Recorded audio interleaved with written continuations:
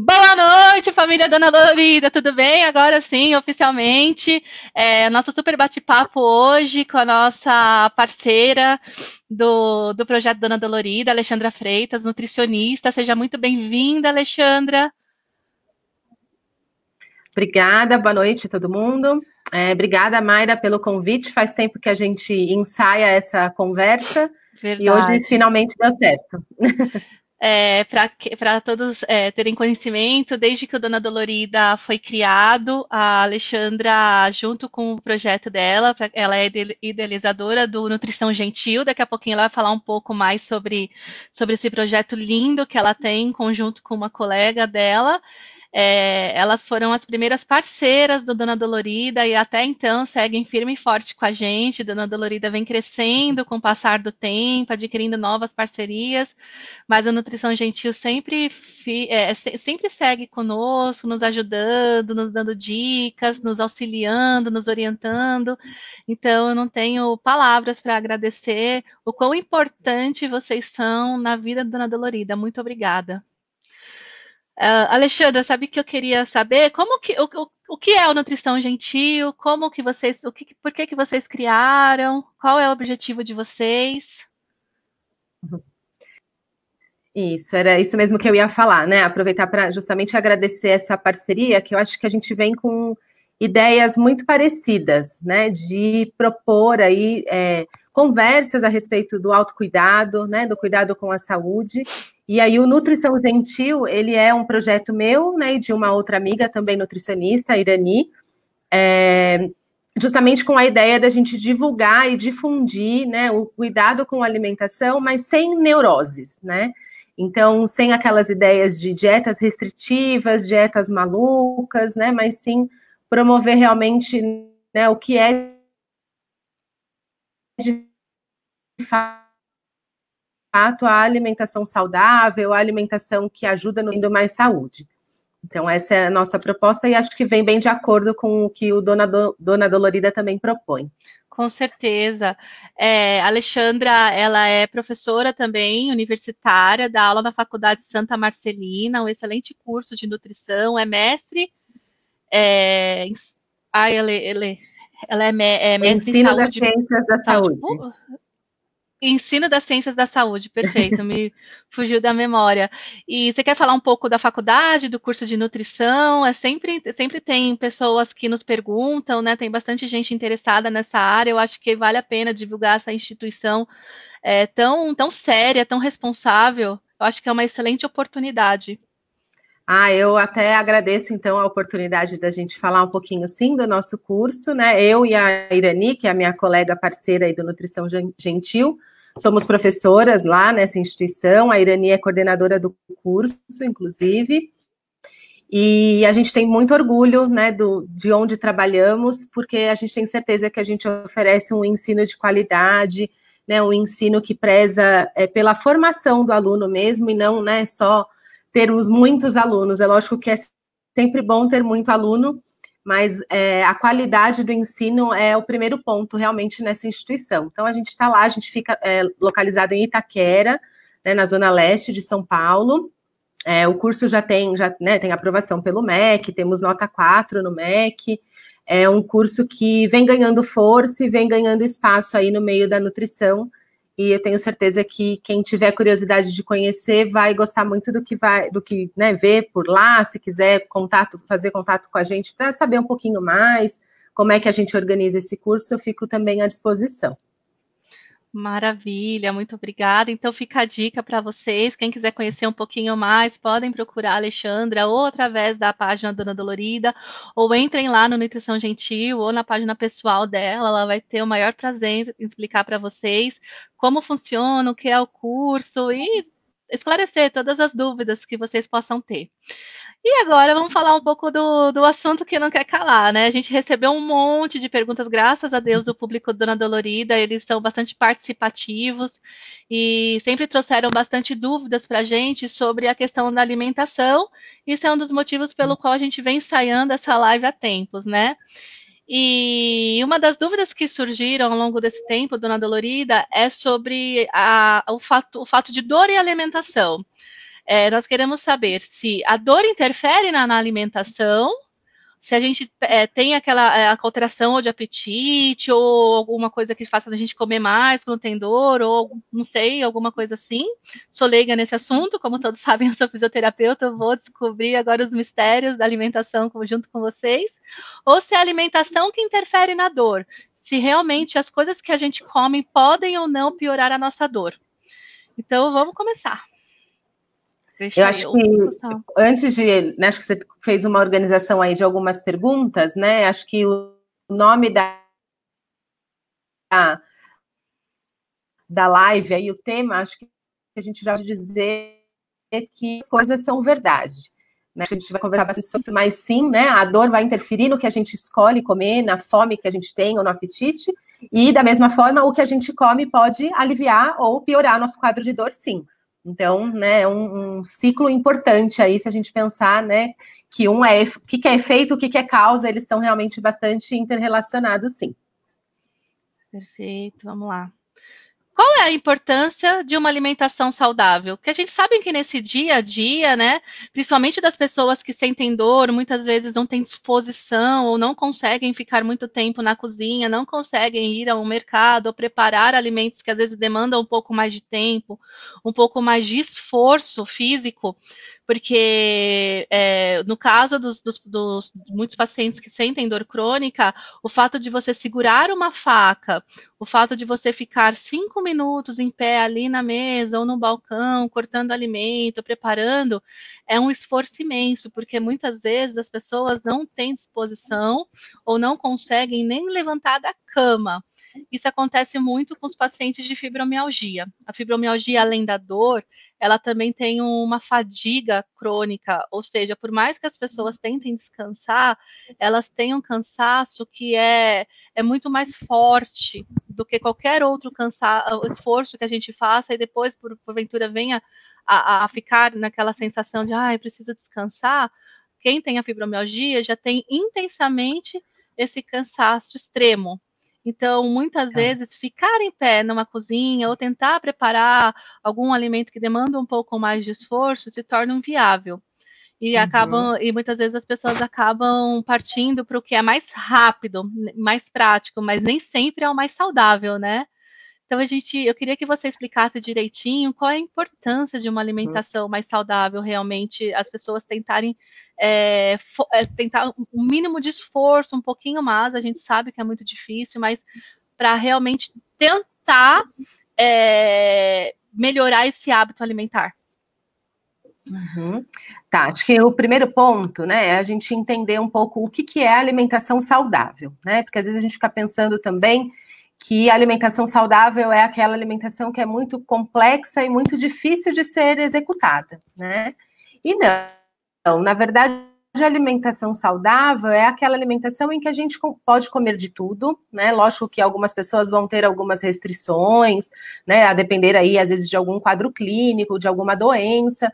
Mas, em geral, né, a alimentação saudável é aquela alimentação em que a gente vai, sim, comer todos os tipos de alimentos, porém, né, ir adequando a frequência de alguns. Então, alguns eu vou comer com mais frequência, alguns com menos frequência. E pensando também a questão do modo de preparo desses alimentos, né? Então, acho que são alguns pontos importantes aí quando a gente pensa em alimentação saudável. Por que é tão importante? Por que a gente ouve falar tanto de alimentação saudável? Porque talvez, né, as pessoas também, elas mandam talvez bastante perguntas, ainda bem, e tem muitas dúvidas sobre alimentação, porque cada vez mais a gente ouve falar disso, né, do papel que a alimentação tem no nosso bem-estar, né, na manutenção da nossa saúde. E por que isso, né? Então eu costumo dizer que o alimento, ele é o nosso combustível, né? Ele é a nossa gasolina. Então, a gente vai funcionar melhor ou pior de acordo com a qualidade da nossa gasolina.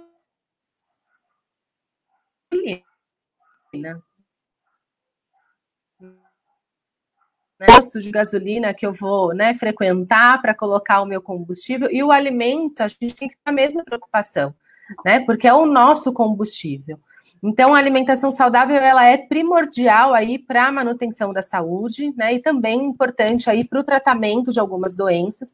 Quando a gente, né, traz, então, para a temática da fibromialgia, tem uma importância, acho que ainda maior, né, considerando que alguns alimentos, eles podem piorar a quadro de dor, alguns alimentos podem favorecer o aparecimento de outras doenças que daí já associadas com a fibromialgia pode trazer, inclusive, né, uma piora do quadro, né, ou outras complicações aí por conta de, né, mais adoecimentos que possam acontecer. Né? Então, é importantíssimo que haja, sim, esse cuidado com a alimentação. Acho que nessas situações de dor extrema, né, de falta de ânimo mesmo para fazer a sua refeição, é importante, né, tentar procurar auxílio de pessoas próximas, né, ver quem é um familiar que possa ajudar nesse sentido. Não é problema nenhum pedir ajuda, né, principalmente numa situação de dor, num quadro álgico, um quadro agudo mais intenso, né. Quer falar alguma coisa, Mayra? Você ia perguntar? Não, eu tô escutando. Olha, eu falei para vocês que vocês não iam se arrepender. Eu falei que ela era excelente, que tinha muito conhecimento para compartilhar com a gente, e a vontade que eu tenho é ficar calada, só escutando você falar. Mas aproveitando só um toque que você deu, realmente é uma das coisas que a dona Dolorida fala bastante. Vocês não precisam passar por isso sozinhos. Peçam ajuda. Importantíssimo isso, Lê. Isso, acho que é isso de, né, pedir ajuda, encontrar quem é essa rede que apoia, né, nesse momento talvez de mais dificuldade, pensar em algumas coisas que facilitem ali o processo de organização da refeição. Então, até para quem não conhece ainda a minha página, eu vou sugerir que entrem lá e vejam algumas postagens que a gente fez. Acho que há cerca de um mês, mais ou menos, a gente fez uma série com dicas sobre organização das refeições, planejamento alimentar, na verdade. Então, o que eu preciso fazer para tornar a minha rotina mais prática para conseguir ter uma alimentação mais saudável? Então, de repente, o dia que eu vou à feira, eu já chego, eu já vou lavar tudo, já higienizo tudo, vejo o que eu posso congelar, o que eu já vou guardar lavado. Os próximos dias, talvez naquele dia seja um pouco mais intenso, eu precise de mais ajuda de algum familiar, por exemplo. Mas nos outros dias já vai estar tudo muito mais fácil, já está tudo pré-preparado, é só aquecer, é só colocar água para cozinhar, é só colocar no forno. Então, organizar a rotina também é algo que ajuda muito a executar a alimentação saudável e não se tornar um empecilho e acabar, né, correndo lá para os alimentos congelados, né, para os deliveries da vida, né? Perfeito. Então, vocês já sabem, tendo mais dúvidas em questão à organização, não deixem de entrar na página do Nutrição Gentil.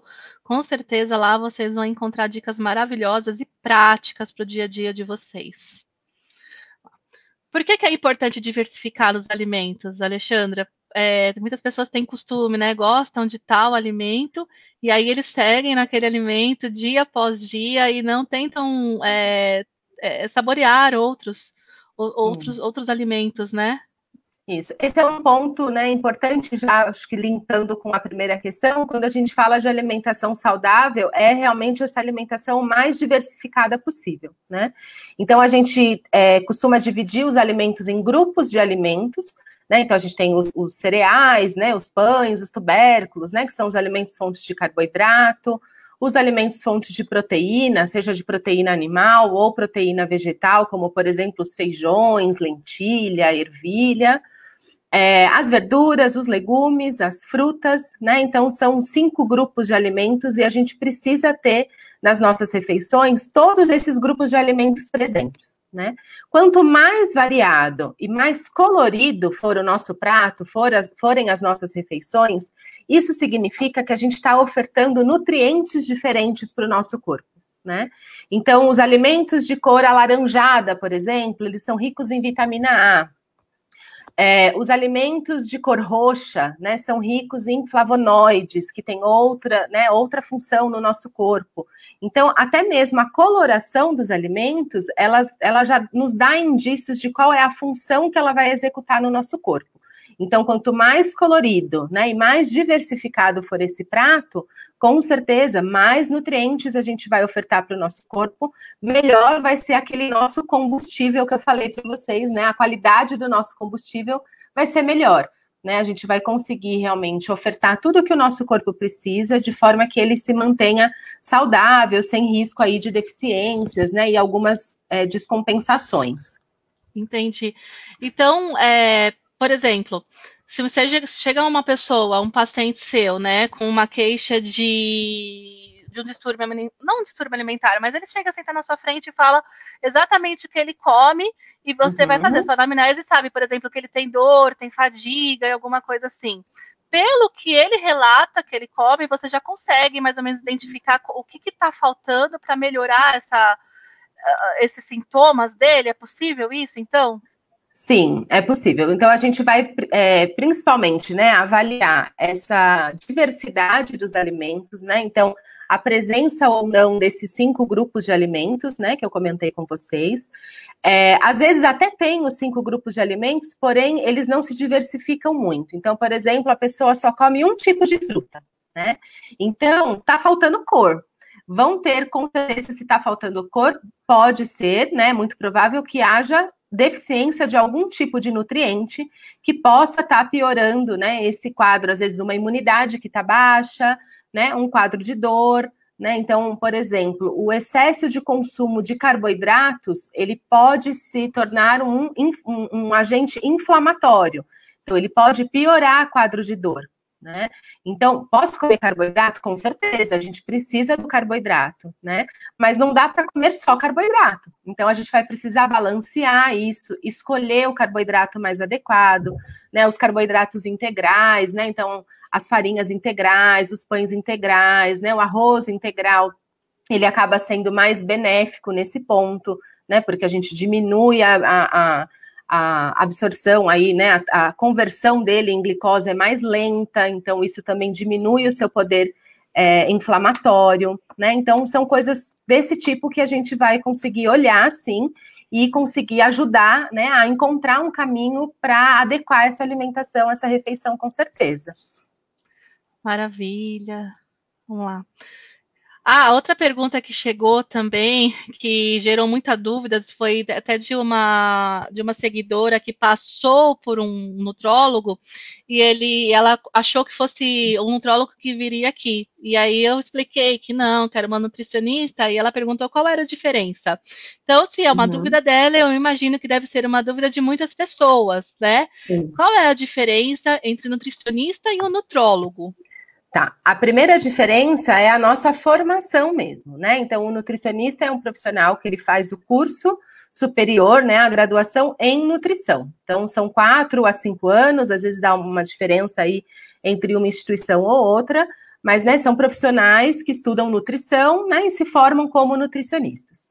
O nutrólogo, ele é um médico, né, então é um profissional que fez medicina e se especializou em nutrição. Então, ele se tornou especialista na área de nutrição após ter feito medicina. Na prática, né, o que muda? Apesar de ser, né, um profissional, é um médico, né, as nossas competências, as nossas atribuições são um pouquinho diferentes. Então, esse médico, ele vai ter mais conhecimento, sim, sobre nutrição, ele pode orientar um plano alimentar, né, orientar uma dieta para um paciente, mas a grande diferença é que ele vai poder, caso preciso, prescrever alguns medicamentos que o nutricionista não pode, né? Acho que a grande diferença é essa. Em termos de, talvez, montagem de plano alimentar, calcular necessidades nutricionais de paciente, eu tenho certeza que o nutricionista aprende isso mais a fundo do que o nutrólogo, né? O nutrólogo, ele vai acabar trabalhando muito mais sobre as patologias, sobre as doenças, e de que forma que a alimentação, os suplementos nutricionais podem ajudar no tratamento dessas doenças, né? Então, basicamente essa a diferença. Perfeito. Eu quero aproveitar aqui o espaço rapidinho só para mandar um beijo grande para a Nilce. A Nilce é a minha mãe, todo mundo sabe que ela é a fã número 1 do Dona Dolorida, não perde uma live. Quero mandar também um super beijo, com muito carinho para a Dilma. A Dilma, uma das nossas seguidoras mais queridas, sempre assiste nossas lives, nos apoia muito, muito participativa. A gente faz isso com muito carinho. Muito obrigada, Dilma. O Alan, nosso fisioterapeuta, o mais querido do Brasil, faz um sucesso na Dolorida, tem colaborado bastante com a gente. Obrigada, Alan. Também está aqui a Regina Passini. Seja muito bem-vinda, Regina. Espero que você goste da live. Vamos lá. Quais são as consequências dessas dietas da moda? A gente vê muitas pessoas, eu vejo muito isso nos pacientes também que eu acompanho, que vem na internet, tal coisa é bom para dor, então eu vou, por exemplo, vou comer só proteína, vou comer só algum tipo de alimentos, e aí acaba pecando nas outras coisas, e porventura depois acaba passando mal ou não. Quais são as consequências, quais são os efeitos dessas dietas da moda, Alexandra? Então, as dietas da moda, elas, né, estão aí, existem há muito tempo. Acredito que com a amplitude aí das redes sociais, elas tenham, infelizmente, se difundido ainda mais, e aí, até por conta disso mesmo, né, eu e a Irani resolvemos montar lá a nossa rede social também para falar o que é certo sobre alimentação e nutrição, né, então a gente precisa, de alguma forma, competir com os blogueiros aí, né, para falar o que é real, né. O que acontece? As dietas da moda, geralmente, elas aparecem aí como, né, a melhor solução aí para muitos dos problemas, né? A grande questão é que a maioria delas não tem comprovação científica. Alguém começou a fazer e deu certo, e essa história foi se replicando, né? E, infelizmente, às vezes as pessoas fazem uso dessas dietas da moda sem saber realmente as consequências, né? Então, por exemplo, uma dieta que faz uma restrição muito grande de carboidratos, né? O carboidrato, ele é muito visto como vilão, né? Então, a gente precisa ter cuidado, mas a gente precisa muito dele, né? Então, essa restrição excessiva de carboidratos, ela pode trazer consequências a longo prazo, às vezes não vai ser ali imediatamente. Olha quem tá Outra aqui. dificuldade... Oi! Conhece essa menina? Sabe quem é ela, filha? Não sabe não, a madrinha. Para quem não sabe, a Alexandra é minha cunhada. Pode, agora a Alexandra é minha cunhada, ela é madrinha dos meus filhos, então, mistério desvendado. E então, né, essa coisa de fazer restrição, né, na alimentação, às vezes vai gerar essa consequência a mais longo prazo, né? Então, a curto prazo, as pessoas começam a ver benefícios, né, começam a ver aí vantagens, porém não sabem o que pode acontecer a longo prazo, né? Então, a restrição do carboidrato, por exemplo, a longo prazo pode levar a uma perda de massa muscular importante, né? Porque o corpo, ele não vai usar a gordura, quando a gente não come carboidrato, o corpo, infelizmente, não usa a gordura como fonte de energia, ele usa o músculo, né? E aí, para um paciente, por exemplo, portador de fibromialgia, que já tem muita dor, a Mayra pode falar isso muito melhor que eu, mas com certeza a perda de massa muscular é um problema, né? E isso não só para os portadores de fibromialgia, para todo mundo, né? Com o avançar da idade, a gente já tem uma tendência à perda de massa muscular. Se a gente começa a acelerar essa perda, né, a gente vai sofrer consequências, às vezes, lá na frente, e aí não vai dar muito para voltar atrás, né?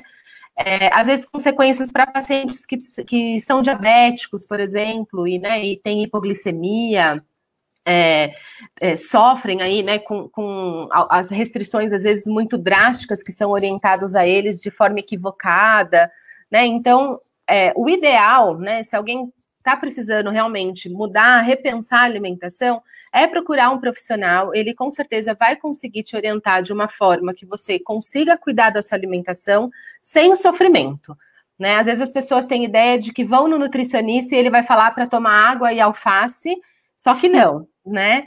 Eu falo que a gente é bem mais legal que isso, né? Então a gente vai realmente balancear essas refeições, né? Repensar as porções, orientar o que pode ser mudado, e isso é um processo, né? Às vezes a gente adquire hábitos ruins na alimentação, não é de um dia para o outro. Então, mudar também não é de um dia para o outro, né? E as dietas da moda, elas induzem a essa mudança radical de uma hora para outra, mas eu não conheço ninguém que consiga fazer uma dieta da moda para o resto da vida.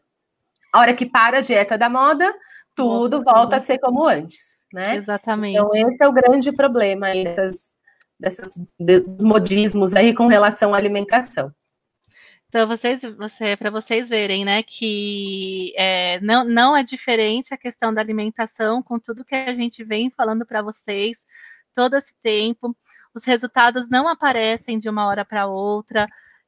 Lembrem sempre que a gente tem que respeitar os nossos limites, um dia por vez. Lembra aquele negócio de melhorar 1% por dia? A alimentação é a mesma coisa. Vamos aos poucos, pouquinho por dia para a gente conseguir lá na frente o resultado que a gente quer, sem pagar multa nenhuma por excessos de pecados, né? Simplesmente porque a gente tentou e fez direito o que o nosso corpo realmente precisava. Então, tudo que a gente faz para nossa melhora demanda um pouco de esforço, e é um pouquinho por dia. Lembrem disso, pessoal, nada é fácil, não existe a pílula mágica, nem para melhorar da dor, nem para perder peso, nem para ganhar massa muscular, nem para melhorar cansaço, para nada no mundo existe a pílula mágica, mas sim esforço, dedicação. Isso mesmo.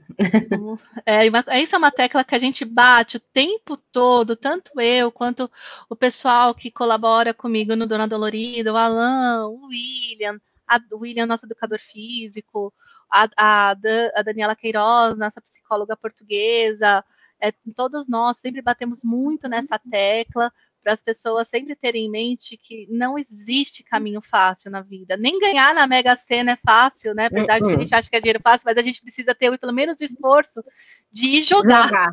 Né? Sem isso, não tem como ganhar. Não, o dinheiro não vai cair no nosso colo. Então, assim, demanda esforço, demanda força de vontade, mas a gente sabe que as pessoas conseguem. Todos nós iremos conseguir alcançar nossos objetivos. Vamos lá. Qual é a ligação do intestino e dos alimentos? Porque muitas pessoas também têm dúvidas em relação. As pessoas chegam a falar que o nosso intestino é como se fosse o nosso segundo cérebro. E aí eles também tentam, os seguidores da página Dolorida sempre perguntam para a gente se tem realmente esse fato, essa coligação entre as coisas que a gente sente e a função intestinal, e se realmente as coisas que a gente come têm interferência na questão do intestino ou não. Outra coisa, só para depois não te interromper, na fibromialgia, as pessoas também têm um sintoma que é a síndrome do intestino irritável. Então, eles também têm problemas em relação a essa questão, então, mas é um motivo pelo qual a gente precisa de algumas dicas. Sim, eu acho que a questão da saúde intestinal dá para fazer uma live com um profissional só sobre saúde intestinal, porque é isso mesmo, né? Para o nosso corpo, para a nossa saúde como um todo, o intestino ele é extremamente importante, porque é ele quem vai fazer ali o último filtro do que fica e do que sai, né? Literalmente. Então, se o intestino ele não está bem, né, não está saudável o suficiente para receber, né, os nossos alimentos já ali naquele processo de digestão e fazer a absorção daquilo que a gente de fato precisa, né, esse comprometimento do intestino vai levar, né, a um prejuízo aí na absorção de alguns nutrientes. E aí tem o caminho inverso também, né? O que a gente come, né? Ou quando a gente não tá bem por algum outros problemas aí, às vezes de saúde, acontece também o que a gente chama de disbiose intestinal, né? O que é isso? Dentro do nosso, tô falando aqui bem, né, a grosso modo e muito rapidamente, porque não é o único foco aqui da live, eu acho que a gente pode até pensar um outro momento para falar especificamente sobre isso. Nós iremos adorar. Tá mais do que convidada. A Irani também, que é a minha parceira lá, que é bem da área clínica, acho que ela poderia falar bem legal sobre isso também. Mas, assim, o intestino, né, no nosso intestino, a gente já tem alguns micro-organismos, né, algumas bactérias que fazem parte do nosso intestino. Se esse intestino ele vai sendo sofrendo de alguma forma, essas bactérias que são bactérias boas, né, elas vão sendo eliminadas. E aí a gente vai ficando com uma flora intestinal que não tem bactérias boas que nos trazem proteção, que aumentam nossa imunidade, que ajudam na absorção de nutrientes, né? E isso pode gerar várias consequências, né? Então, assim, a alimentação, ela pode favorecer bastante, né, essa questão da microbiota intestinal. Então, a gente consegue melhorar a flora intestinal a partir de alguns alimentos, como, por exemplo, né, os probióticos. A gente tem, né, o leite fermentado, que é bem famoso, que, né, a gente ouve falar muito sobre isso. Tem uma outra marca de iogurte que é bem famosa também. E isso é real, né? Então, os probióticos e pré-bióticos são aí alimentos que nos ajudam, sim, a melhorar essa flora intestinal, e essa flora intestinal mais saudável, ela também nos ajuda, né, nesse processo de absorção de nutrientes e até mesmo no alívio de alguns sintomas de algumas doenças, como, por exemplo, a síndrome do intestino irritável, né? Então, os portadores dessa síndrome, eles precisam de mais atenção ainda com a sua alimentação.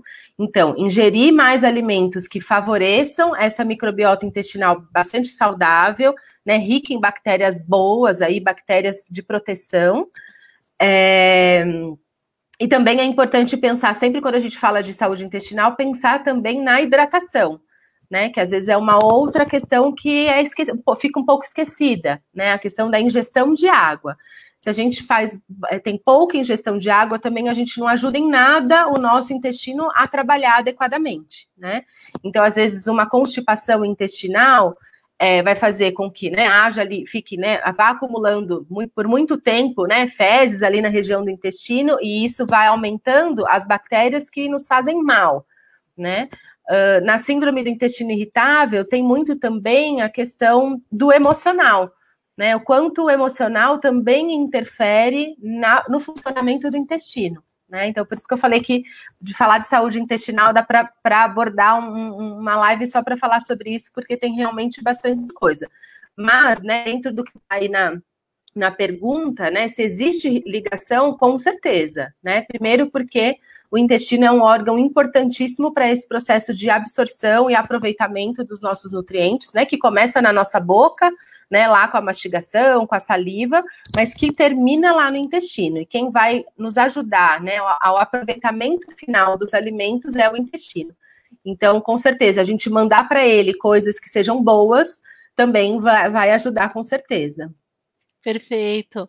Vamos marcar um dia, então, uma live para a gente falar só sobre o intestino, porque ele realmente merece todo o nosso respeito e dedicação. Sim.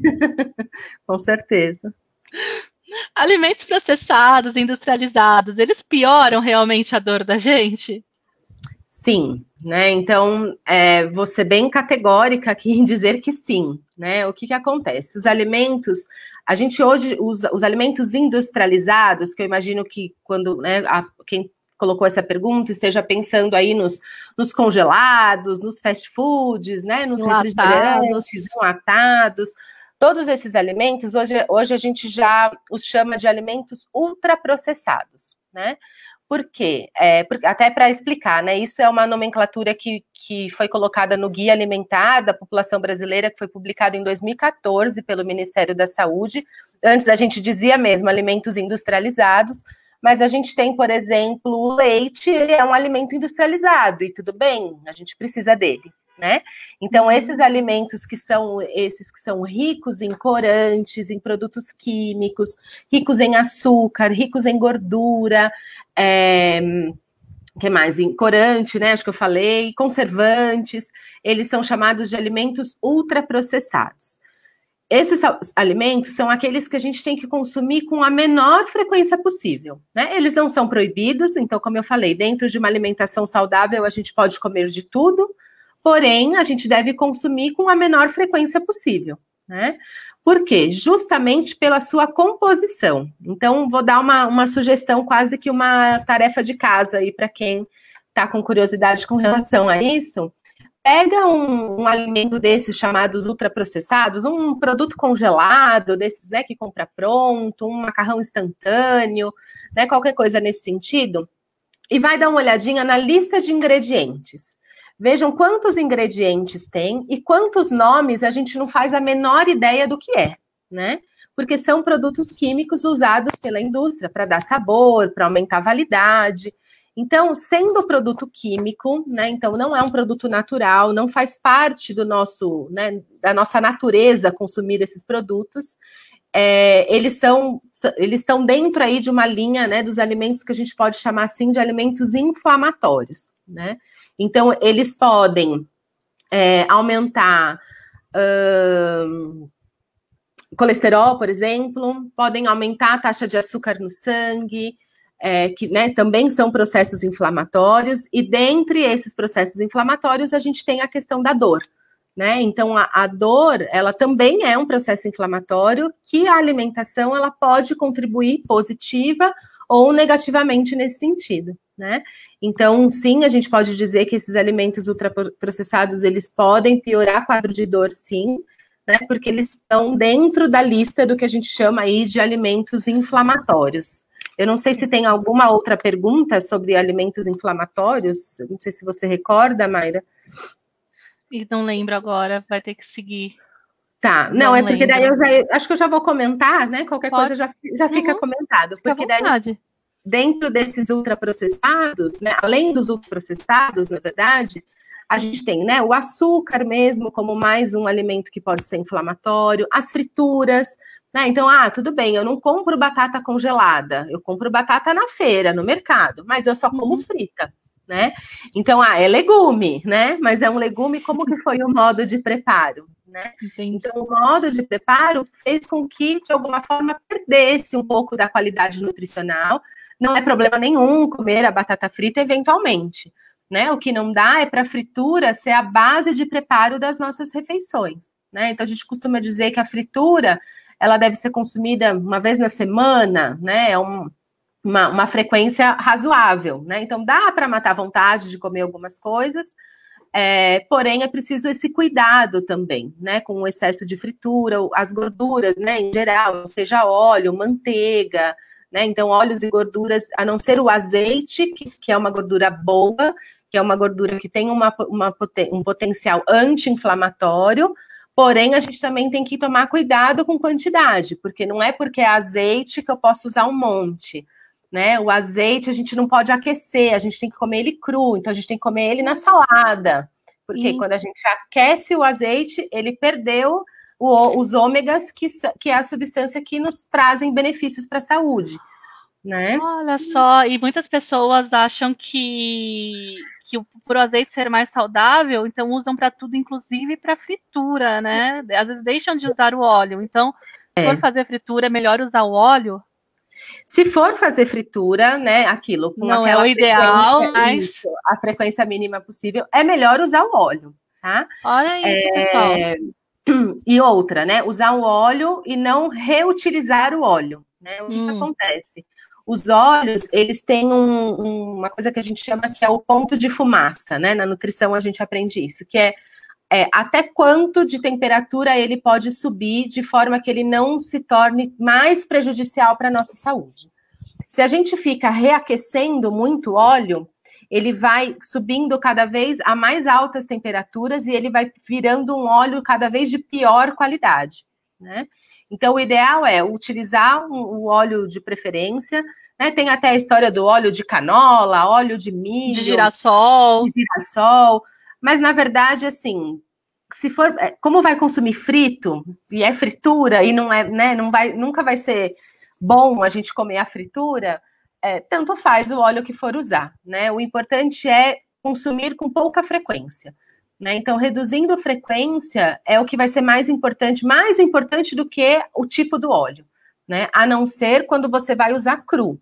Daí, na hora que vai usar cru, né? Não é para aquecer, não é para refogar, aí é legal usar o azeite extra virgem mesmo, porque daí ele vai ter substâncias que, né, protegem o coração, que são anti-inflamatórias e pode nos trazer aí vários benefícios.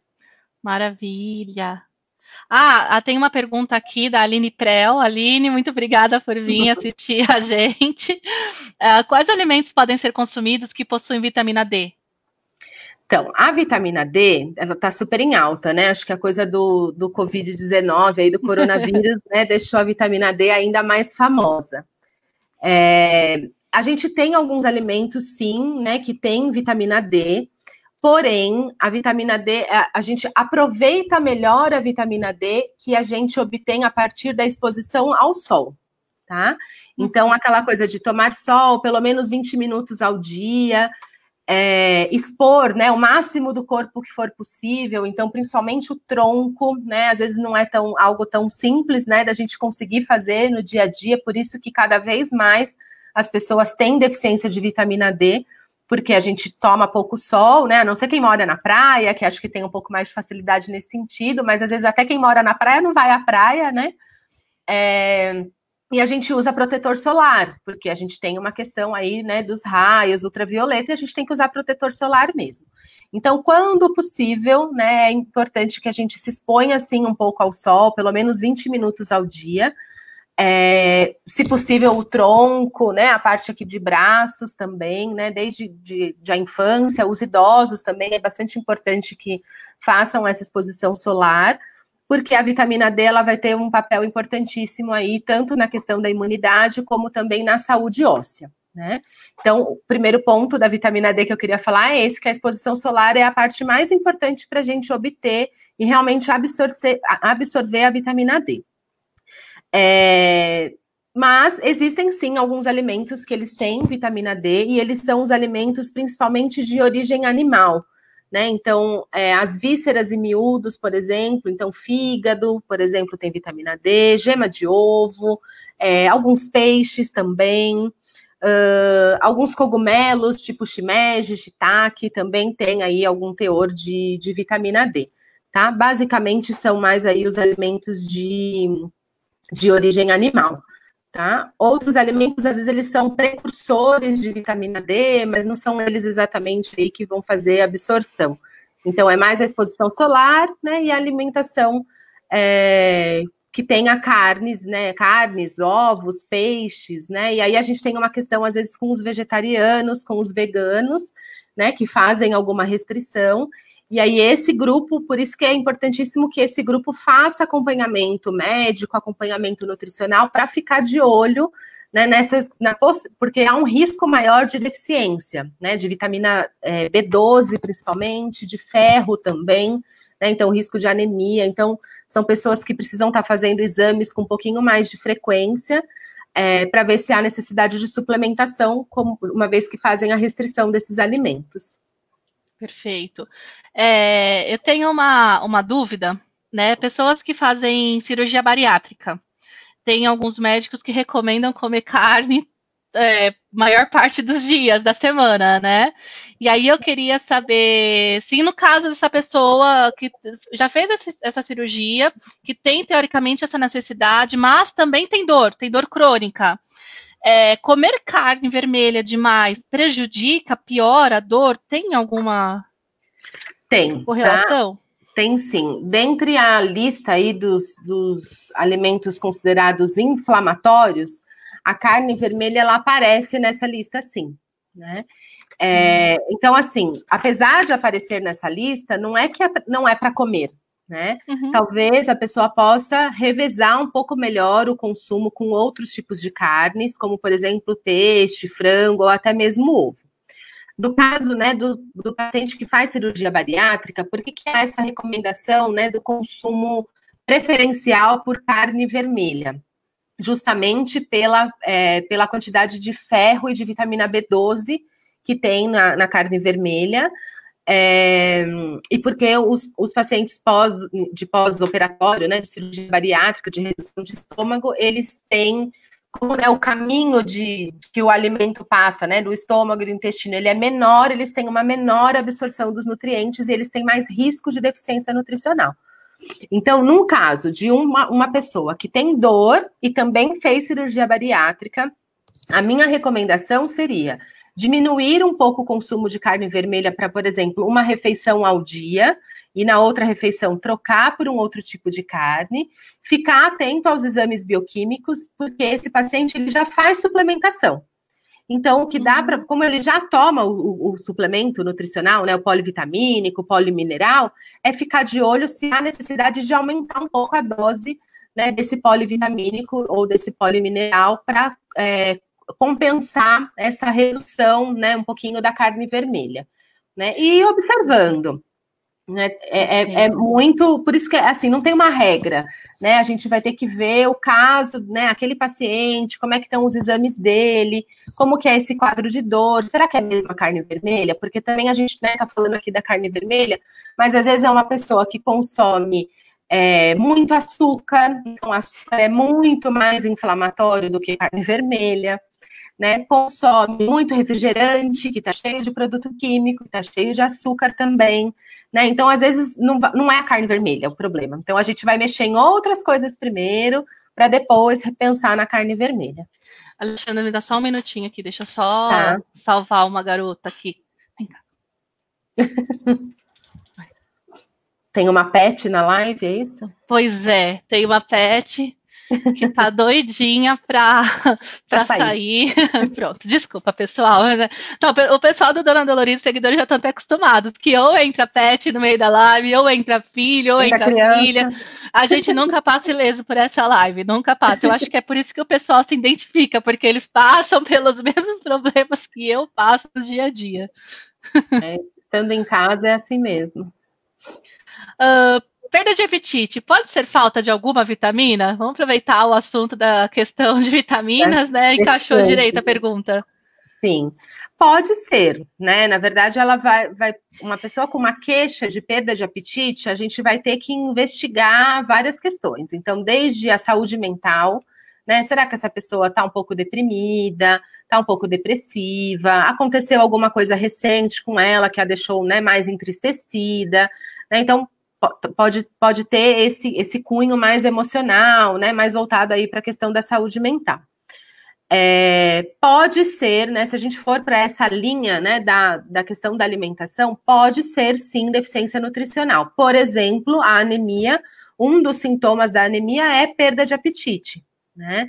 Então, eu tô falando da anemia porque é uma deficiência que ela é bastante corriqueira, né, e às vezes as pessoas, é comum até acontecer, as pessoas terem excesso de peso e mesmo assim ter deficiência nutricional, né? Então, às vezes, não são só as pessoas que às vezes estão muito magras que vão ter deficiência nutricional, não, né? Então, como ela tem uma relação com a qualidade da alimentação, seja comendo muito ou comendo pouco, a qualidade da alimentação, se ela não estiver adequada, ela leva, sim, ao risco de deficiência, e a perda de apetite, ela pode sinalizar alguma deficiência nutricional, sim. Aí, no caso, né, o nutricionista, ele vai naquela anamnese, né, que a gente faz, que a gente vai tentar entender aí como que é o hábito alimentar da pessoa, a gente já vai ficando de olho, né, quais são os alimentos que podem estar faltando, se tem alguma correlação à ausência desses alimentos com alguma vitamina ou algum mineral que possa estar levando a essa perda de apetite. Mas podem ser outros fatores também, então não é uma regra. Chegou outra pergunta aqui, o consumo de vitaminas engorda? Ela deu um exemplo de uma vitamina específica, você consegue ler aí, Alexandra? Consigo. Não tem nenhuma relação com ganho de peso, tá? O que acontece? As vitaminas e os minerais, esses complexos, né, esses polivitamínicos que a gente compra em farmácia, eles, né, são lá as cápsulas que têm aqueles nutrientes que geralmente vêm ali, né, no rótulo, ali na bula, descritos, e eles não têm calorias, né? Então não tem nenhuma relação. O que engorda, gente, como que é isso, né? O que engorda? Todo alimento, ele nos fornece um tanto de energia, né, que são as calorias. Todo mundo tem uma quantidade X de calorias que precisa comer por dia. Quando a gente come mais calorias do que a gente precisa, ou a gente gasta menos do que deveria gastar, a gente começa a ganhar peso, né? Então, eu falo que aí a balança começa a ficar em desequilíbrio, né? Os polivitamínicos, eles não oferecem nenhuma caloria, né? Então, por isso que eles não têm nenhuma relação com ganho de peso. O que às vezes pode acontecer, né? Faz muito sentido a pergunta aí da Aline na sequência dessa questão da perda do apetite, né?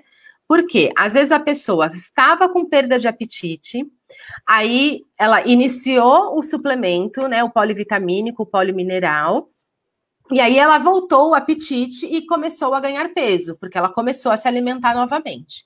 Porque possivelmente ela estava com uma deficiência nutricional que estava comprometendo o seu apetite. Quando corrigiu a deficiência nutricional, ela voltou a comer e engordou, né? Então, nesses casos, pode ser que ajude no ganho de peso, mas não é a vitamina em si, né? Na verdade, voltou o apetite, a pessoa passou a comer mais e aí melhorou. Para quem não tem deficiência nutricional, por exemplo, toma o polivitamínico por uma questão de precaução, de prevenção de doenças, né? Ou tem uma indicação de uso porque estava com queda de cabelo, não vai interferir em nada no seu apetite. Você não vai passar a comer mais ou ter mais fome porque está tomando o polivitamínico. Não, tá? A não ser que haja uma história de perda de apetite corrigida por esse polivitamínico. Perfeito. Vamos lá, então, para a próxima. Aqui eu acabei não colocando as iniciais das outras pessoas que perguntaram, mas tem aqui. Tenho artrose nos joelhos e estou muito acima do meu peso. Neste momento, não consigo nem fazer caminhada, pois sinto muita dor. E aí ela quer saber quais são os melhores alimentos para manutenção de peso. Para tentar, eu imagino que é para tentar pelo menos não ganhar, já que ela não está conseguindo fazer nenhuma atividade que cause essa perda, né?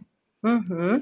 Então, na verdade, a gente não tem, assim, né, uma lista de alimentos que ajudem a manter peso. Na verdade, o que a gente tem que ter é o cuidado com a qualidade do que a gente come, né, e a quantidade. Então, acho que fica, né, um pouco, né, ou a indicação mesmo, né, de procurar um nutricional que possa te orientar mais individualmente, realmente, com relação a isso. E também aquele momento de reflexão mesmo, de parar para pensar, o que eu estou comendo no meu dia? Às vezes eu sugiro para meus pacientes, às vezes, fazer uma lista do dia. Então, faz o seu diário alimentar, porque às vezes as pessoas não se dão conta do que estão comendo, né? A gente está nesse momento de isolamento, de muito mais tempo em casa, às vezes mais ansioso, né? Mais angustiado. E a alimentação vira uma válvula de escape mesmo. Então, quando a gente para pensar, a gente nem percebe que está comendo algumas coisas, que está toda hora passando na cozinha e beliscando, né? Então, às vezes precisa desse momento de reflexão mesmo, de pensar o que eu estou fazendo, que eu posso fazer de forma diferente, que eu poderia melhorar, o que eu estou comendo a mais. Então, eu faço um prato de refeição. Eu como mais depois, né? Eu repito. Por que eu repito? Provavelmente não é mais fome, é porque tá gostoso, e aí, né? Vou comer mais um pouquinho. Então, às vezes, repensar alguns hábitos, né? Já ajuda nesse sentido de conseguir manter o peso aí, não ganhar mais peso. Entendi. Eu tenho uma pergunta, acho que dá para se encaixar nessa questão. Por exemplo, às vezes as pessoas acham que estão com muita fome, porém não estão bebendo muita água. Pode ser falta, a necessidade do corpo pedindo água, mas a pessoa entende que é fome e acaba comendo? Pode. O que acontece? O nosso corpo, né, ele vai tentar nos sinalizar de alguma forma que ele está desidratando, né? Então, o certo, o que é? É a gente beber água antes de sentir sede. Quando a gente está sentindo sede, o corpo já está ali, tipo, desesperado, manda água para mim, por favor, né? Então, ele já está mandando um sinal. Quando esse sinal ele é mandado repetidamente e ele não é de alguma forma atendido, a gente pode entender de forma equivocada esse sinal, inclusive, né? Então, achar que é fome não é fome, né? É sede mesmo. Então, o que eu sempre dou de indicação com relação à ingestão de água. Água é muito hábito mesmo, né? Quanto mais a gente bebe, o nosso corpo vai achando maravilhoso e vai pedindo cada vez mais. Quanto menos a gente bebe, tem hora que o corpo já não vai nem pedir mais. E isso é um problema, né? Porque daí entra a questão do intestino, que vai sofrer, né, por falta d'água, a questão dos rins, né, que pode entrar em um processo infeccioso, produção aí de cálculo renal, né, e além, né, da questão da pele, né, outro cabelo, né, todas as outras partes do nosso corpo que precisam de água, os músculos, a questão da dor, né, até mesmo a dor pode ser uma hidratação inadequada, né, porque até todos os processos químicos que acontecem no nosso corpo para a gente fazer os nossos movimentos, eles também precisam de água, né? Então, a água é importantíssima. Eu sempre recomendo, e isso é uma coisa que eu falo por mim até. Eu, por exemplo, se eu não tenho aqui a minha garrafinha perto de mim, eu passo... Gente, para contar, eu tenho também a minha. Eu passo o dia se bobear e não bebo, né? Então, mesmo em casa, eu fico com a garrafinha no sofá, né? Na mesinha do lado do sofá, porque senão a gente passa mesmo o dia sem beber água. Quanto mais a gente bebe, melhor, né? Então, pode ser, sim, uma confusão de sinais, né? E é super importante que a gente se atente aí à ingestão de água, sim. Perfeita dica. Mais uma vez, lembrando da gente prestar atenção aos sinais que o nosso corpo emite. Vocês estão vendo que não é só a questão da dor, que é um sistema de alarme para avisar que às vezes tem alguma coisa acontecendo ou não, mas a sede, a fome também tem alguma informação sendo mandada para a gente sempre precisa estar atento realmente aos sinais. Uma coisa que acontece muito comigo, que eu vim a perceber, é que às vezes o dia é muito corrido e não dá tempo, né, da gente atendendo um paciente atrás do outro, às vezes, infelizmente, não dá tempo da gente ir ao banheiro, né, então a gente acaba consumindo menos água ao longo do dia, e no final do dia, eu, por exemplo, às vezes estou com uma dor de cabeça imensa, e aí eu comecei a prestar atenção, todas as vezes que eu começava a beber mais água, me hidratava mais, eu não tinha essa dor de cabeça do que quando eu não bebia água. Sim. Então, a minha dor de cabeça, na maioria das vezes, era falta de hidratação. Para vocês verem, assim, como realmente esse fator mexe com o nosso organismo. Né? E às vezes a gente interpreta errado, às vezes a gente acaba tomando um remédio, se entupindo de um remédio, não é o caso, obviamente, de quem tem fibromialgia, obviamente, não chega nem perto, não é o caso de quem tem alguma lesão ou algum tipo de alteração para causar dor, não é isso que eu estou falando, né? Quero que fique bem claro isso, mas que é uma das coisas que acontecem com bastante frequência, às vezes é falta realmente de hidratação e você tá ali e não sabe o motivo da sua dor de cabeça, que é o caso que aconteceu comigo. É uma queixa super comum. Às vezes a gente pergunta, né, para as pessoas sobre a ingestão de água, e aí existem pacientes que falam assim, eu só tomo de manhã para tomar os remédios, né? Então toma um pouquinho de água só para engolir o comprimido e passa o resto do dia sem beber água, e aí tem queixa de dor de cabeça, né? E aí às vezes a gente escuta coisas assim, eu tirei a lactose porque eu tenho muita dor de cabeça e eu ouvi que a lactose dá dor de cabeça, mas a pessoa não parou primeiro para pensar que pode ser uma desidratação, né? É um sinal de desidratação. Então, e tem muita gente que diz que não gosta de água, né? Muitas pessoas acabam... Eu tenho muitos pacientes que falam que não suportam tomar água e trocam a água pelo suco. Vale essa troca? Não, né? Não é uma troca, não é a melhor. Lógico que assim, você vai oferecer líquido para o seu corpo, você não vai desidratar, né? Mas é muito mais interessante quando o corpo ele recebe só água e ele não tem trabalho nenhum para separar nada, né? E utilizar aquela água como fonte de hidratação ali para o organismo, do que quando ele recebe um suco, principalmente se for um suco industrializado, de caixinha, de saquinho, que está cheio de produtos químicos, e aí a gente entra, né, naquela outra questão, de novo, né, dos itens que podem ser inflamatórios, né? Então, a dica que eu dou para quem não tem o costume de beber água, preferir a bebida em temperatura mais gelada, geralmente tem um pouco melhor de aceitação. Preparar o que a gente chama de água saborizada ou água aromatizada, então colocar gotinhas de limão, põe um pedaço de canela em pau, põe cravo, uma folha de hortelã, né, um galinho de hortelã, porque vai dar um gostinho bem suave. E aí, para algumas pessoas, isso ajuda na hora de ingerir, né, a bebida. Ou fazer uso de chás, mas assim, chás claros, de preferência da planta mesmo, né? Então, o hortelã, a camomila, a erva doce, de preferência da planta. Pode até ser o de saquinho. Só que aí o cuidado tem que ser de não colocar o açúcar, né? Porque senão a gente entra de novo no item lá que não vai trazer tantos benefícios aí para a saúde. Então, o melhor mesmo é a água. E açúcar é viciante, né? Muitas pessoas realmente precisam, né? Têm a necessidade de comer alguma coisa doce e ficam realmente desesperados se não comem.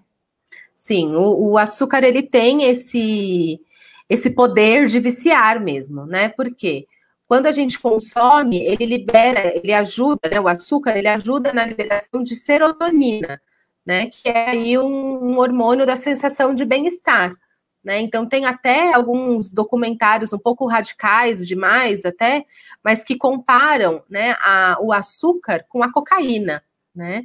No sentido de pensar aí, né? Eles tem um documentário, eu não vou me recordar o nome agora, é um pouco exagerado, lógico, a gente não precisa demonizar o açúcar dessa forma, né? Mas é só para mostrar o quanto já tem estudos que falam realmente desse poder de vício, né? Quanto mais a gente come coisas doces, mais coisas doces a gente quer e mais doce precisa ser, né? Quando a gente não tem o costume de comer coisa doce, quando come uma coisa um pouquinho mais doce, a gente acha muito doce, até dói a garganta, né? Porque o paladar, ele se adapta também, né? Então, o açúcar, a gente pode utilizar o açúcar, né, com o máximo de moderação possível, mas o ideal é que realmente a gente evite o consumo de... Porque às vezes a pessoa não usa o açúcar, né? O açúcar branco, o açúcar mascavo, qualquer um que põe lá no suco, no leite. Mas durante o dia consome muitos alimentos que são ricos em açúcar, né? Como esses sucos prontos, o refrigerante, né? Outros doces, um chocolate, né? Então a gente pode consumir sim, porém com a menor frequência possível, né? Uma vez ao dia, né? Escolher, eu gosto muito de chocolate. Então, deixa eu escolher um chocolate que tem um teor menor de açúcar. Qual que é o tamanho do chocolate que eu vou comer, né? Então, eu vou comer um pedaço, ou um bombom, eu não vou comer a barra inteira, né? Então, aí pensando um pouco na redução desses alimentos, eles não precisam ser excluídos, né? A gente só precisa ter realmente cuidado no consumo. Tem um controle maior, né, realmente, do que você vai ingerir. Uhum. Compulsão alimentar. Percebi que depois que fui diagnosticada com fibromialgia, passei a ter uma espécie de compulsão alimentar. A seguidora disse que já foi ao psiquiatra, que ele passou um determinado medicamento e foi ao nutrólogo. Exatamente foi essa seguidora que perguntou a diferença. Acabei dividindo em duas. Uhum. Ela disse que se sente horrível por tomar muitos remédios, que ela toma muita coisa por conta da dor e agora tem mais essa questão da compulsão alimentar, então ela não quer tomar tantos remédios, pelo menos não para a questão alimentar. E ela perguntou se teria alguma dica de como começar a se alimentar melhor. É que é difícil, né, a gente responder esse tipo de pergunta sem avaliar, é complicado. Mas assim, não dá, né? A gente precisaria de uma consulta mesmo, né? Para conseguir fazer uma orientação. Mas assim, isso que vale lembrar só todo mundo que tudo que todas as lives que a gente faz, sempre é trazendo informações, o máximo que a gente pode, mas tem algumas coisas que passam do limite da informação, que não tem como, né? Que cada caso é um caso, cada pessoa é uma pessoa. Então, realmente vale a pena procurar um profissional adequado. No caso dela, ela procurou, não, de repente podia ter ido numa nutricionista, mas ela não sabia a diferença do nutricionista e do nutrólogo. Então, o que eu ia dar de dica, talvez seja isso, né? Buscar um nutricionista que possa te ajudar nessa linha, né? Do como mudar a sua alimentação. Hoje a gente tem uma linha da nutrição, que é a nutrição comportamental, que é um pouco essa linha que a nutrição gentil, né? Que é lá a minha página da rede social, a gente tenta seguir. Que é olhar, né, realmente para esse paciente e entender o papel que a alimentação está ocupando na vida dele. Num paciente que está com uma compulsão alimentar, provavelmente tem alguma coisa acontecendo que a comida está virando válvula de escape, né? Pode ser, como ela referiu, o próprio diagnóstico de fibromialgia, né? Então, ficou mais ansiosa, ficou com medo, né? Enfim. Às vezes passam muitas coisas aí, né, na cabeça da pessoa, e isso já, né, trouxe essa ansiedade. A compulsão alimentar, ela está muito relacionada a quadros de ansiedade, né? Então, acho que além da medicação, que você já está usando, né, essa pessoa já está usando e pode ajudar, talvez seja um caminho importante. Procurar um nutricionista com essa visão da nutrição comportamental que possa ajudar nesse sentido, né, e vai te dar um pouco melhor o passo a passo. Talvez também fazer uma terapia, né, com um psicólogo, para ir além da medicação, porque o medicamento ele vai ajudar, mas ele não vai, né, curar o que está ali dentro mexendo com aquela pessoa, né? Ele vai aliviar sintomas, né? Então vai precisar realmente se entender, se conhecer, né, para conseguir trabalhar essas questões que estão mexendo aí, né, com a saúde emocional. Agora, pensando aí em questões da alimentação, talvez, né, uma dica mais genérica, assim, que a gente possa dar para pacientes que têm compulsão alimentar, é organizar, né, e planejar antecipadamente as refeições do dia, né?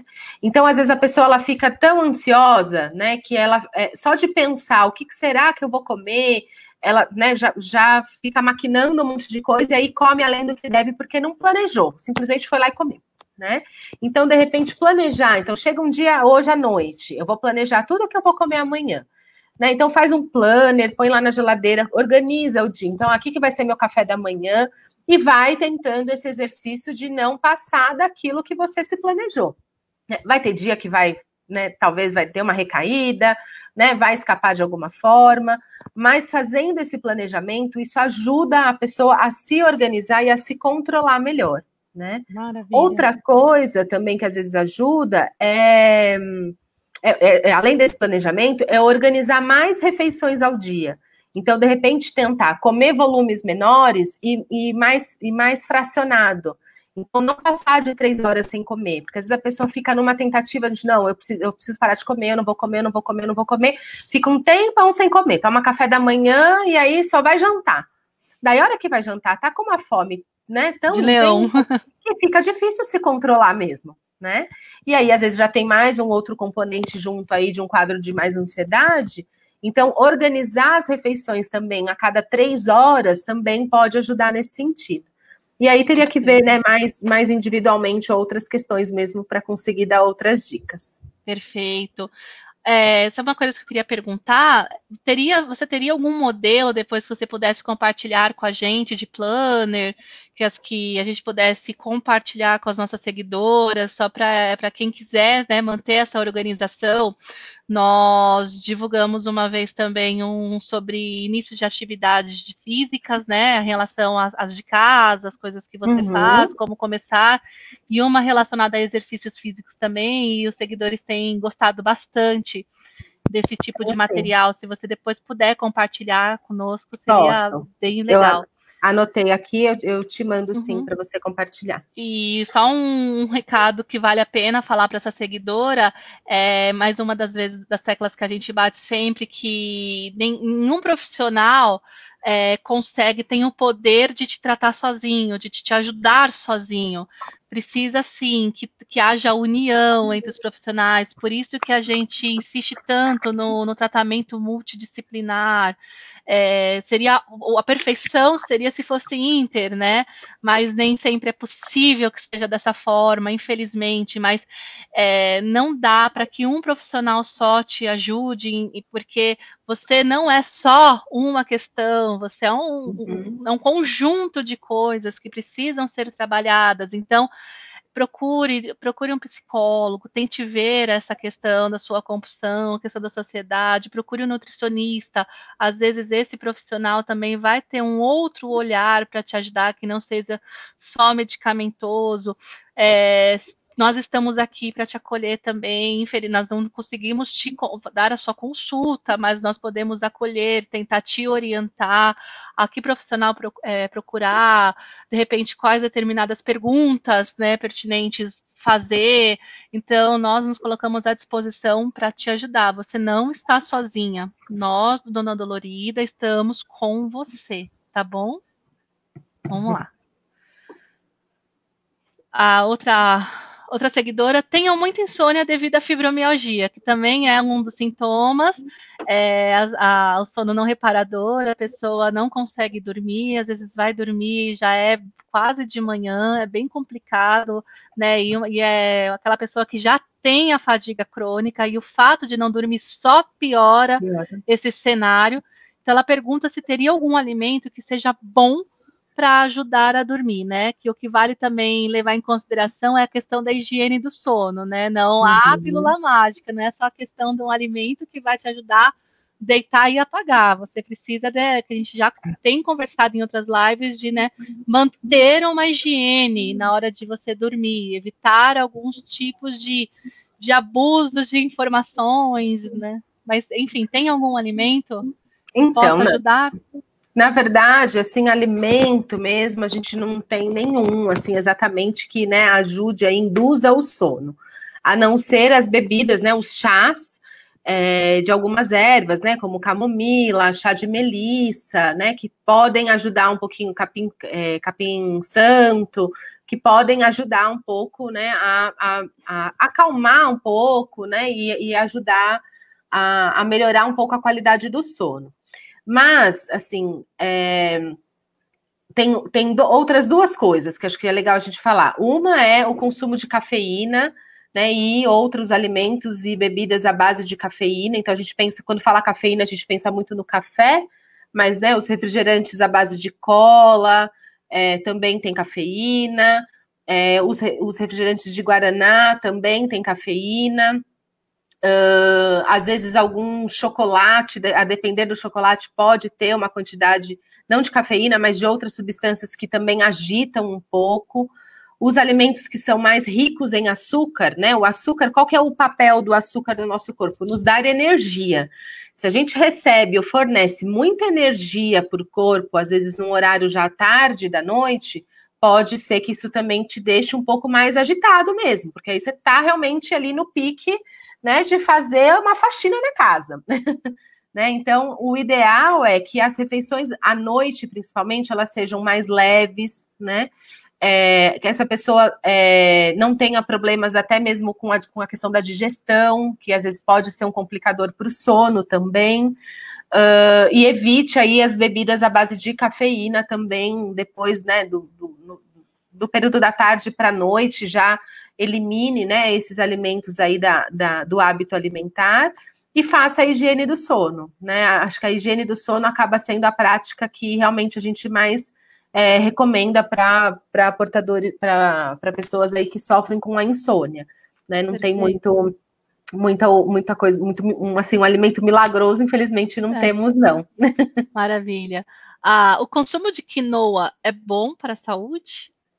Então, a quinoa, ela é um cereal, né? Ela faz parte aí dos cereais integrais.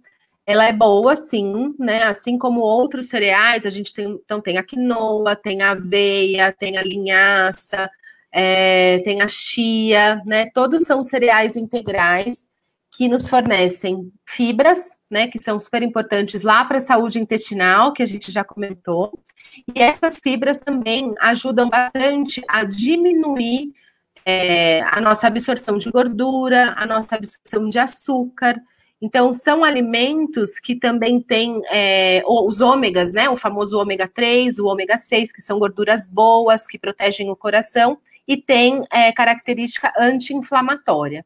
Então, sim, né? O consumo de quinoa e de qualquer um desses cereais integrais, eles são interessantes que a gente inclua, né? Que eles passem a fazer parte das nossas refeições, seja num leite batido com fruta, comer com uma fruta, comer com um iogurte, fazer uma salada de quinoa, por exemplo, né? Incluir sei lá, semente de chia num omelete, né? Então, se a gente consegue incluir esses alimentos no nosso hábito alimentar mesmo, tornar eles algo do nosso hábito, a gente com certeza se beneficia, sim, com o consumo deles. Só é importante frisar que todos esses alimentos que são, né, os cereais integrais, a gente precisa consumi-los e precisa aliar a água, né?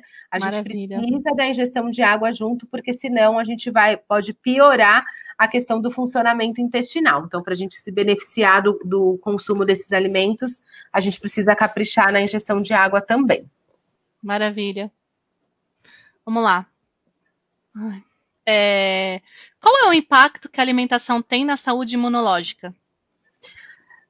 Total o impacto, né? Impacto direto aí de alimentação e imunidade. Acho que agora, né, justamente por conta aí do coronavírus, a gente passou a ouvir mais sobre esse assunto, né? Sobre a questão do sistema imunológico.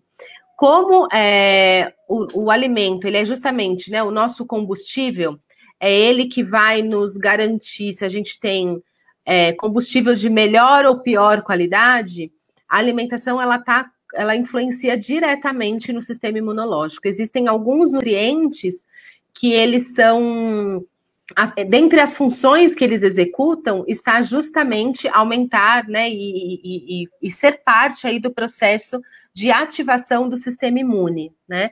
A vitamina D é um exemplo disso, a vitamina A também, o ferro também, o zinco, né? Então a gente tem selênio, né? Tem a proteína, tem vários nutrientes que têm correlação direta aí com a imunidade. Então, por isso que vamos voltar lá na primeira, né, no primeiro slide que a gente começou a falar sobre alimentação saudável, que é aquela alimentação diversificada. Se a gente comer de tudo um pouco, certamente a gente garante, né, um bom sistema imunológico. É lógico que a gente tem que, né, estar atento a outras situações de exposição, né? Então, a gente também está exposto à poluição, né? Às vezes a um ar-condicionado, né? A outras coisas que podem influenciar negativamente no nosso sistema imunológico, mas a alimentação ela tem um papel de contribuir muito positivamente, sim. Perfeito, muito obrigada. Vamos lá. Aí a gente só quer uma dica, a gente, né? Muitas pessoas pediram uma dica de alimentação prática. Eu acho que vale a pena deixar curiosidade para as pessoas irem lá no nossa página do Nutrição Gentil. Lá tem várias dicas, vários alimentos, várias informações. Eu acredito e tenho muita fé que vocês só vão se beneficiar, vocês indo lá conhecer, fuçar tudo que elas colocaram. São duas especialistas no assunto, são grandes profissionais. O dia a Irani também vai vir aqui numa live. Nossa, Alexandra, estamos com 1h22 de live. Passou voando. Mesmo. Mas se você tiver alguma dica que seja assim, não que deixe um suspense para as pessoas irem lá no Nutrição Gentil.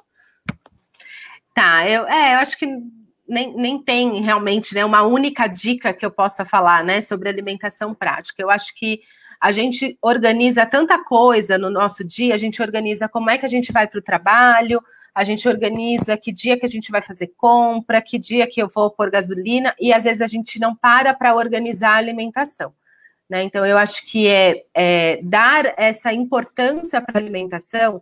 Quando a gente entende isso, né, e torna isso importante na nossa vida, a gente começa também a cuidar disso com mais facilidade. Isso vai se tornando mais fácil, vai se tornando mais prático, né, porque a gente está planejando como vai fazer. Eu estou pensando o que eu vou comprar, o que eu vou, né, o que eu vou preparar. Então, vou realmente, né, dizer que o planejamento da alimentação é um ponto importante para que a alimentação se torne prática. E reforçar o que a Mayra disse, que lá na página lá do Nutrição Gentil, que é o @nutricalgentilsp, a gente tem lá várias dicas, tem algumas receitas super fáceis de fazer, que a gente vai postando lá também, de forma que cozinhar em casa, se alimentar bem, não seja, né, esse bicho de 7 cabeças que às vezes é para muita gente, né? Dá para comer bem, sem ter grandes dotes culinários, e sem gastar muito também, né? A gente também tem muito ouve muito falar isso, né? Comer saudável é caro. Se eu for no nutricionista, ele vai me passar coisas muito caras para comprar, né? E não, né? A gente vai ter que trabalhar ali realmente dentro da possibilidade que a pessoa tem. E também a gente vai ouvir e entender as preferências daquela pessoa para que ela consiga praticar aquilo que a gente vai propor, né? Então, acho que olhando lá na página dá para entender um pouquinho mais sobre isso, dá para fazer contato com a gente por lá também, para que, né, a gente possa se comunicar, até para quem tiver interesse em, de repente, marcar consulta, a gente faz atendimento também, né, aqui em São Paulo. Então, dá para a gente continuar o papo nesse outro espaço também, se for o caso, se houver interesse. Perfeito. Atendimento online vocês fazem também? Também. Isso é uma das dúvidas que vão surgir. Sim. Maravilha. Deixa eu passar o próximo aqui. Então, para finalizar, eu quero agradecer a todos que aqui estiveram, as pessoas que sempre estão aqui nos apoiando, as pessoas, aos novos que vieram e conheceram. Um beijo grande, Cássia, Judite, Dona Claudete, seu Agnaldo, a todos, muito obrigada pela força, Cláudia, tá a família toda aqui. Tá. Obrigada pela participação. Aline. Aline, bom, enfim, tem bastante gente, pessoas queridas, importantes para a gente. Obrigada pelo apoio. Divulguem as nossas páginas, nós nos esforçamos muito para tentar colaborar com a qualidade de vida das pessoas, no meio, num ambiente em que as informações vêm muito fácil e nem sempre são de boa qualidade. Muitas vezes a gente vê coisas absurdas na internet, pessoas simples, né, que às vezes que não têm tanta oportunidade de conhecimento ou de informações, acabam levando aquilo como verdade e acabam se prejudicando em busca da sua melhoria, acabam se prejudicando, e o nosso objetivo é sempre levar informações de qualidade, informações, dicas, né? Realmente ajudar, acolher as pessoas que precisam. E no caso dos seguidores, né, da página Dona Dolorida, são pessoas que muitas vezes são solitárias demais e que não tem com quem dividir suas angústias, não tem com quem dividir suas ansiedades, seus medos, suas dificuldades, às vezes não tem uma rede de apoio, os familiares não entendem porque realmente é muito difícil conviver com quem tem dor o tempo todo. A gente sempre costuma dizer que não é uma casa com quem tem, que vive alguém que tem dor o tempo todo, não é só aquela pessoa que adoece, mas a casa inteira adoece, porque os familiares também muitas vezes não sabem o que fazer para poder ajudar aquela pessoa. E aquela pessoa que está muito fragilizada, por sua vez, acaba achando que é falta de empatia, que é falta de consideração, que realmente a está ignorando. E então, tentem sempre manter um bom relacionamento dentro de casa, tentem escutar o que a outra pessoa realmente está dizendo e não só o que você está interpretando, né? Tentem ter carinho nas palavras, explique o que você está sentindo, da forma como você está sentindo. Não guarde isso para você, porque isso vira uma bola de neve tão grande que depois você não consegue sair, né, desse buraco que você acaba se enfiando. Isso, infelizmente, é muito comum. Contem com a gente, nós aqui no Dona Dolorida, estamos sempre dispostos a te escutar, a te ajudar, a te orientar. Você não está sozinho. Quero também aqui já contar, no setembro é um mês especial também, né? Tem a campanha do Setembro Amarelo, nós no Dolorida também estamos nessa campanha, devido ao tema que a gente lida todos os dias, que é muito sensível, e nós sabemos que muitas pessoas acabam perdendo a esperança, não querendo acabar com tudo, mas só acabar com o sofrimento. Então, mais uma vez, estamos aqui por vocês. Conversem com a gente antes de pensar qualquer coisa. Sempre há uma saída. Sempre há uma saída. Tá bom? Temos nossos profissionais, nós temos a Daniela Queiroz, que é a nossa psicóloga, que sempre está disponível para ajudar vocês. Temos agora também a Alessandra Domingues, que ela também tem fibromialgia, mas agora também é uma parceira do Dona Dolorida. Na questão alimentar, nós temos a Nutrição Gentil, que veio aqui enriquecendo a nossa página com informações grandiosas. A Alexandra deu um show, não nega a excelente professora. Eu imagino que todo mundo que assistiu aqui está morrendo de orgulho, porque eu tô morrendo de orgulho, morrendo de felicidade. Muito obrigada por ter aceitado participar, muito obrigada por ter topado desde o início me ajudar nesse projeto. Você não só pela parte profissional, é uma coisa que eu quero, acho que vale a pena o Brasil inteiro escutar isso, não é só pela parte profissional, que eu te admiro muito, mas você como pessoa, amo você, você é a irmã que Deus não me mandou pela minha mãe, mas a vida me presenteou você como irmã.